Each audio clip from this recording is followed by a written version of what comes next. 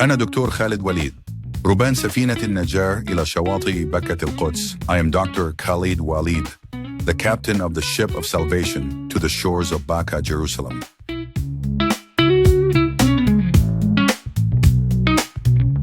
You know, when we talk about the Day of Judgment, what's the first thing that pops into your head? Usually something pretty epic, right? End of the world stuff. Exactly. Like maybe this huge global event way, way off in the future. A single moment where, boom, everyone faces the music. It's a really strong image, you know, feels big, maybe a bit overwhelming, definitely feels distant. Yeah, the standard picture definitely puts it in the far future, doesn't it? Like the grand finale of history. Right, but what if? What if that picture isn't quite complete? What if the Day of Judgment isn't just about when it happens, but maybe more about where? Okay, interesting angle. Where are you going with this? Well, what if, according to a very specific viewpoint we're looking at today, it's not just this one-off future thing for everyone, but also something really personal, like tied into the whole cycle of life and death. And get this, centered around a real, actual place on Earth. Ah, now that is the core of what we're diving into. We're looking at excerpts from this really fascinating work by Dr. Khaled Waleed. The Day of Judgment, the Center of Light and the Station of Abraham. And just to be super clear, everything we're discussing today comes exclusively from Dr. Khaled Waleed's perspective, as presented in these excerpts. We're sticking strictly to his ideas from this text. Good clarification. So our mission today is basically to unpack Dr. Waleed's viewpoint, right? Yep. Using only his work as our guide. He seems to link the Day of Judgment, Station of Abraham, and this place he calls Bika al-Quds in a way that honestly seems to challenge how these things are normally understood. He really does. He takes these huge spiritual concepts and seems to anchor them, ground them in a specific geographic and cosmic center. The whole idea of standing for judgment becomes much more immediate, much more located than you might think. Okay, right. Let's unpack this then. To really get what Dr. Waleed is saying, we need to start with his terms, because it sounds like he uses familiar words, but gives them very specific meanings based on his interpretation of the source texts. Exactly. You have to understand his definitions first. Let's start with al-Qiyamah. We usually translate it as Day of Judgment or maybe resurrection. But Dr. Waleed, in this work, connects it directly to another term, al-Maqam. Al-Maqam, right. That means the station or the standing place or just standing. Precisely. And because he derives al-Qiyamah from al-Maqam, from standing, his definition is, well, different. He defines al-Qiyamah as, and this is key, a collective agreement to settle judgments with the force of laws revealed by Allah to govern the earth. Whoa, hold on. A collective agreement. Settling judgments using earthly laws? That sounds almost procedural. Less like a purely divine, maybe chaotic event, and more tied to the world we actually live in. Why is that link judgment standing earthly laws? Why is that so important for the system he's building here? Well, what's really fascinating is how it immediately gives al-Qiyamah a sense of place and process. Because if it comes from standing, you have to ask, where does this standing happen? Right. And linking it to laws revealed by all to govern the earth means the judgment isn't some abstract thing happening out in the cosmos somewhere. It's a reckoning based on how we actually lived by the rules set up for this planet. So accountability is directly tied to, like, our actions here, measured against the rules for Earth. That's the implication in Dr. Waleed's work, yes. It suggests judgment isn't just a verdict coming later, but it's almost built into the system of how Earth is supposed to run.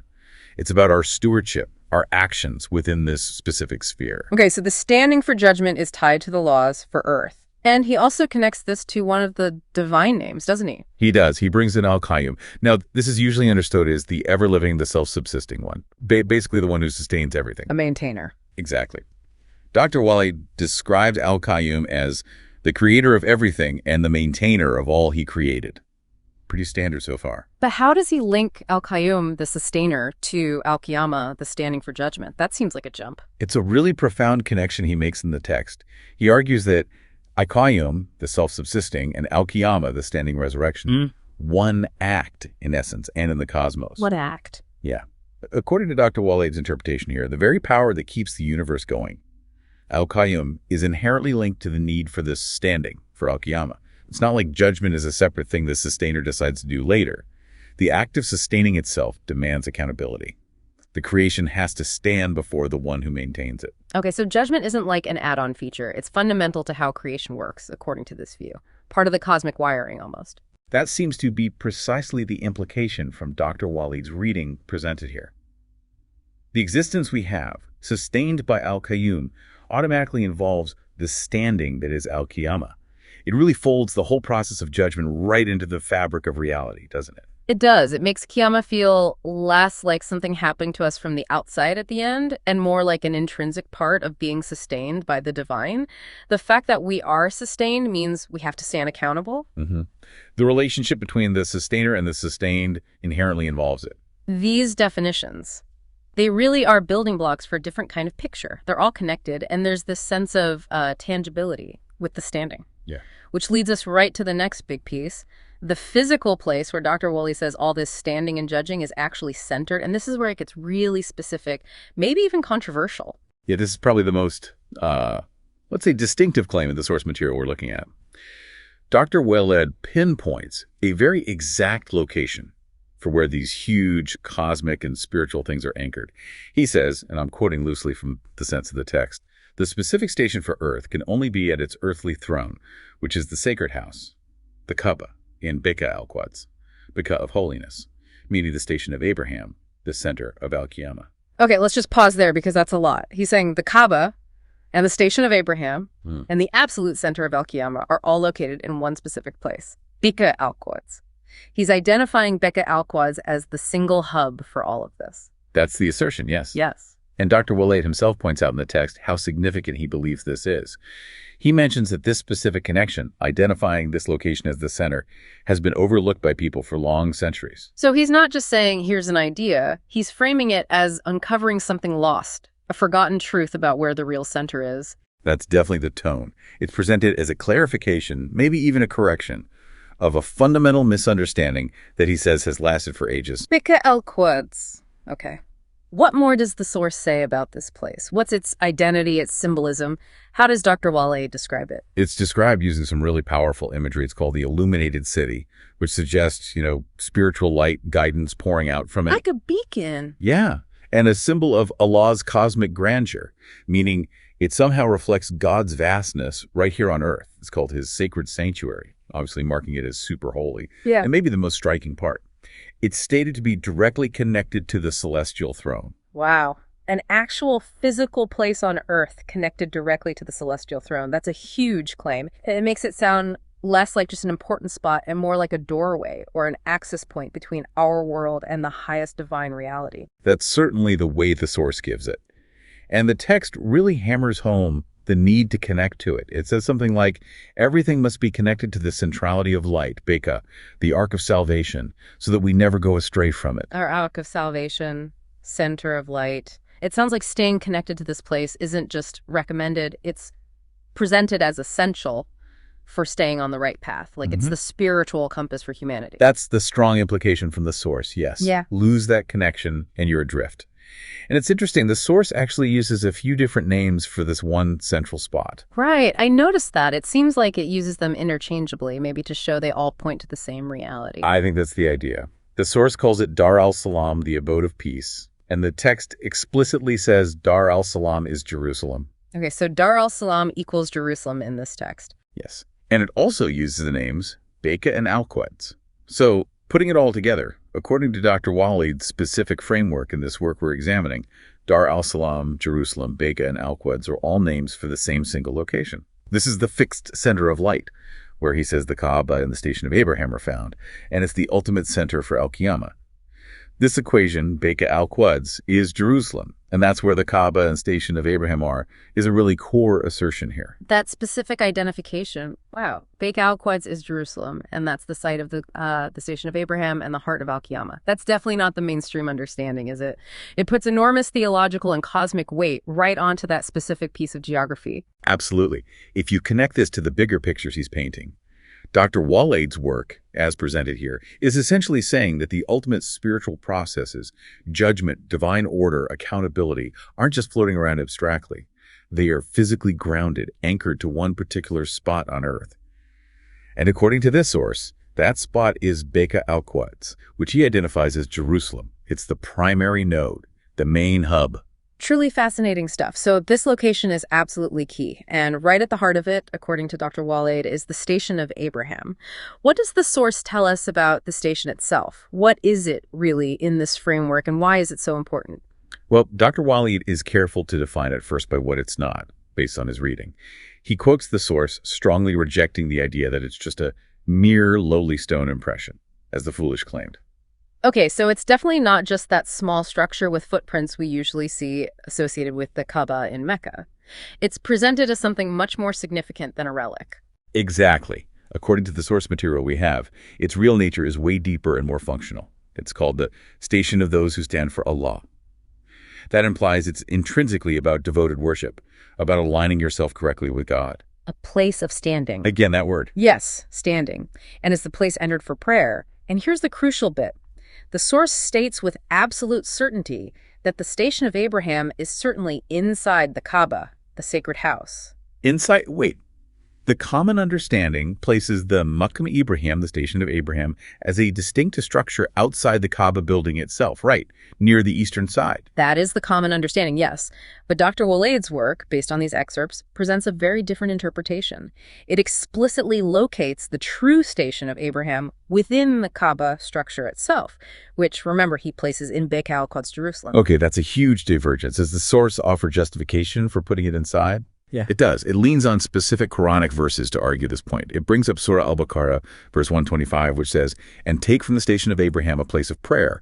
And we charged Abraham and Ishmael, saying, purify my house." Okay. And also Surah Ali Imran, verse 97, which says, "In it are clear signs, the Station of Abraham, and whoever enters it shall be safe." So the source interprets these together. Take from the station a place of prayer and purify my house suggests the station is part of the house. And in it are clear signs. Station to Abraham implies the station is within the house, the Kaaba, and entering it brings safety. So in this framework, when you enter the Kaaba, which Dr. Waleed identifies as being in Beit al-Quds, Jerusalem, you are essentially entering the Station of Abraham itself. Yeah. And that is the ultimate place for standing before Allah. That's precisely the implication drawn for the text here. It's presented as the definitive physical focal point, the place where the faces of the worshippers connected to Allah turn, for there is the face of Allah in truth. It's positioned as the absolute center for prayer, for spiritual focus, for connecting with the divine presence, according to this source. And its importance isn't just for people praying today. No, the source gives it a huge historical role too. It calls the Station of Abraham a direct witness to the standing of all the prophets who point to Allah, for they are clear signs. And then it makes the specific claim that these prophets actually stood in the Kaaba, which Allah placed in Beit al-Quds, the sacred house. So according to Dr. Waleed's work, Beit al-Quds, Jerusalem isn't just the future center of judgment, it's the historical place where all prophets stood in alignment with God, and where humanity is meant to stand now. That's the picture painted in the source. This idea of standing just keeps echoing, doesn't it? The Station of Abraham is the place of standing. The prophets stood there, worshippers stand facing it, and Al-Qiyamah itself means the standing for judgment. It all seems to converge, physically and spiritually, right on this one spot identified as Beit al-Quds, Jerusalem. It really does. And Dr. Waleed, in the source, goes even further to identify what the Station of Abraham represents, or is today, like a modern equivalent. Yes, he makes a very specific identification based on his interpretation. He states quite clearly that the Station of Abraham is today the Dome of the Rock and Al-Mashar al-Haram. The Dome of the Rock. Wow. Okay, that's incredibly concrete, pinpointing the Station of Abraham directly to that specific iconic structure within Jerusalem, or Beit al-Quds, as he calls it. That is the explicit claim made in the source material, yes. And the way he describes this location identified as the Station of Abraham, Dome of the Rock, is powerful. He calls it the rope of Allah, with the ascending ways connected to his celestial throne. The rope of Allah, like a direct line, a tangible link between earth and heaven, allowing you to ascend. That's the imagery used. It suggests a physical structure on earth acting as a conduit to the highest divine reality. A profound idea presented here. Definitely. What else does he say about its symbolism? He also calls it a symbol of standing for Allah amidst the limitless straying of people. So it stands as this fixed point of truth, this beacon of correct alignment, in a world where, people easily lose their way. A spiritual anchor. Exactly. And it's also described as a symbol of rightful alignment at the Promised Land. The source uses that term, Promised Land, linking this central spot directly to that concept. It doesn't use the word Palestine in the excerpts we have, but the focus is clearly on this location, Beka al-Quds, Jerusalem, identified with the Dome of the Rock as being the unique center for Qiyamah, the Station of Abraham, and the Promised Land, all within Dr. Waleed's framework here. You know, identifying the Station of Abraham, the center of Qiyamah, and the Promised Land, all with this specific location and structure, it raises some really significant questions, doesn't it? Both theologically and historically. It presents such a grounded, geographically fixed understanding of these huge spiritual ideas.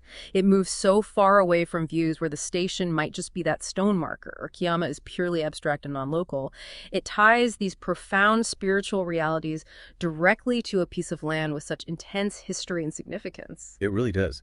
What's fascinating looking at the source material is just how intricately Dr. Waleed seems to weave together geography, history, scripture, different theological threads, all into this single unified system that revolves around this one physical point, Beka al-Quds, which he identifies as Jerusalem. And this central place, this Station of Abraham and Beka al-Quds, the source connects it not just to prophets and worship and judgment, but even to the basic cycle of life and death. How does that connection work according to Dr. Waleed? Well, Dr. Waleed posits that the cycle of life and death begins and ends here. Here, meaning Dar al-Salam Beka al-Quds. He references Quranic verses, like those in Surah Sad about Abraham, Isaac, and Jacob, linking them to the remembrance of the home at Dar. So this home, this Dar al-Salam Beka al-Quds, it's presented as the literal starting gate and the finish line for our entire life cycle. That's the idea presented. The source even uses an analogy like the cycle of eating and drinking, then hunger and thirst. It suggests the fundamental process is a kind of recycling, a return to the origin point. Life comes from the center, goes through its journey, and ultimately has to return to it. Okay, but how does that play out for the individual soul? That seems like the crucial link connecting this big cosmic center to you and me. This is where the source gets incredibly specific about the soul's journey. It describes birth not just as biological, but as a soul being taken from somewhere specific. It says souls are drawn from repositories of earthly souls stored in the well of souls and the Holy of Holies at the rock of Beka al-Quds. Wait, hang on. Repositories of souls located at the rock within Beka al-Quds, Jerusalem, like actual storage places. Yeah, it is the explicit language used in the source, yes. Yeah. Repositories of earthly souls. And according to this text, this soul then joins with a spirit, described as a divine breath, to become what the text calls a jinn. Now, that term jinn seems to be used in a very particular way here, maybe meaning the ensouled being, not the common understanding. This jinn then joins with a physical body. Okay. But the critical part, tying it all back to judgment, is the source's statement that this soul, which has certainly begun from here, meaning Beka al-Quds, will certainly return here on the day of judgment, which is the day of its demise. Wow. Okay, so the soul's entire path, coming into existence at birth, living life, leaving at death, and then returning for judgment, is presented as being fundamentally tied, like anchored, to this one specific spot on earth, Beka al-Quds. According to Dr. Waleed's work as presented here, yes. It's like a spiritual home base, the source it comes from and the place it must return to. The text describes the standing after death, rising from the repositories of graves, not as some journey through abstract space, but as a direct return to this pure station, the station of the prophets, the station of Abraham, located in Beka al-Quds, in order to stand again. Which leads us directly to what might be the most startling statement in the whole thing. A person's death is their Qiyamah. Yes. Yeah. This is just a radical rethinking of al-Qiyamah. It completely shifts it. It's no longer just this single massive event way off in the future for everybody once. Instead, it becomes an immediate personal process that kicks off the instant someone dies. The instant. That's what the source says. Upon death, you are returned to the center, to their first station, Beka al-Quds, to stand anew for reckoning. The source puts it plainly. The standing of the soul is, in itself, its own day of judgment. So my personal judgment doesn't wait for some grand finale at the end of time. It starts the moment I die, triggered by my soul snapping back to this central point, this spiritual nucleus on earth in Beka al-Quds. That makes judgment feel incredibly continuous, happening all the time as individuals pass away. That is exactly the framework Dr. Waleed presents in this text. And the source uses Surah Alaf, verse 29, as he originated you, you will return, to back this up. The return to the origin point, which the source identifies as Beka al-Quds, is the start of the final accounting. And this personal, immediate judgment applies to everyone, according to the source. It seems so. The source discusses Surah Al-Baqarah 113, about Allah judging between Jews and Christians, but then it broadens that idea way out. It says Allah will judge all people on earth today, and it includes some pretty critical language here about those who call themselves Muslims but were, in its view, ignorant or stumbling. The source states clearly that Allah will judge all of them for the injustices they committed on the day of judgment for each individual. That really underscores universal personal accountability, doesn't it? And the idea that it starts right at death, linked to returning to Bika al-Quds, it totally reframes Qiyamah. It's not just a historical endpoint anymore. It becomes this constant, ongoing reality tied to every single death. What's really striking is how the source weaves it all together. The moment of death, the soul's journey, a specific place identified as Beka al-Quds, station of Abraham, and the start of judgment. It's such an integrated, almost immediate view of how accountability works. This framework also brings in related ideas like reckoning, hisab. How does Dr. Waleed's work, as presented here, distinguish between Qiyamah, this standing at death, and hisab, the reckoning? Are they the same thing? The source actually makes a distinction. It states the standing Qiyam is connected to the reckoning hisab, which is another day. Another day. Okay. So Qiyamah, the standing when you die and return to the center, isn't the whole story of judgment in this view? Apparently not, according to this text. It suggests a kind of sequence, a cumulative temporal progression of days. So the initial day of judgment, the standing, the return, is then followed by the day of reckoning, hisab, and maybe other phases or days after that. I see. It quotes Surah Ibrahim, verse 41, quote, on the day when the account will be established, linking that account, the hisab or reckoning, to a distinct day that comes after the initial standing of Qiyamah.